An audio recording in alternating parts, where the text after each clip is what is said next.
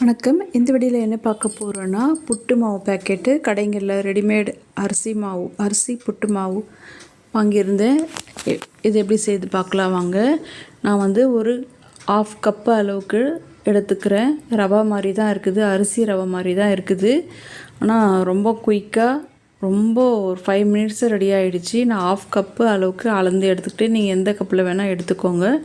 இப்போது அதுக்கு கொஞ்சமாக சால்ட்டு போட்டுக்கலாம். ஒரு 1/4 டீஸ்பூன்லேயும் பாதி. இப்போது தண்ணி நல்லா தளதளன்னு கொதிக்கிற தண்ணி. இப்போ 1/2 கப்பு ரவைக்கு 1 கப்பு அளவுக்கு தண்ணி அளந்து ஊற்றிக்கிட்டேன். பாருங்கள், இந்த பாத்திரத்தில், அகலமான பாத்திரத்தில் அந்த வந்து புட்டு ரவையை போட்டிருக்கேன் நான். இது ரெடிமேடு தான், பேக்கெட்டில் கடைகளில் வாங்கினது. இப்போது சுடு தண்ணி போட்டு ஊற வச்சுட்டு ஊற்றிட்டு 1க்கு 2 பங்கு ஒரு 5 மினிட்ஸ் கழித்து ஓப்பன் பண்ணி பார்க்குறேன். தண்ணி ஃபுல்லாக அப்சர்வ் ஆகிடுச்சு, நல்லா வெந்திருக்கு. அந்த அரிசி ரவைன்றது வெந்திருக்கு, பக்குவமாக வெந்திருக்கு கரெக்டாக. இப்போது தேங்காய் துருவல் எடுத்துருக்கேன்.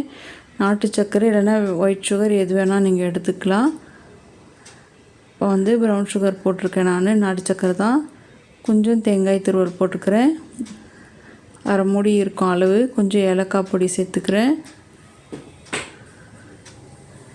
இதில் சூடான இந்த புட்டு மாவில் கொஞ்சம் நெய் சேர்த்துக்கலாம் டேஸ்ட்டுக்காக. நீங்கள் வேணும்னா இதில் முந்திரி கூட வறுத்து போட்டுக்கலாம், முந்திரி திராட்சை, அது உங்களோட விருப்பம். இப்போ நான் வந்து பனானா கட் பண்ணி வச்சுருக்கிறேன். வாழைப்பழம் பீஸுங்க மெலிசாக ஸ்லைஸ் பண்ணி அதை வந்து புட்டு மேலே வச்சு சாப்பிடும்போது அல்டிமேட்டாக இருக்கும், செம்ம டேஸ்டியாக இருக்கும். எனக்கு பர்சனலாக இந்த மாதிரி டேஸ்ட் பிடிக்கனால அப்படி வச்சுருக்கேன். நீங்களும் ட்ரை பண்ணி பாருங்கள், ரொம்ப ஈஸியாக இருக்கும். தேங்க்ஸ் ஃபார் வாட்சிங்.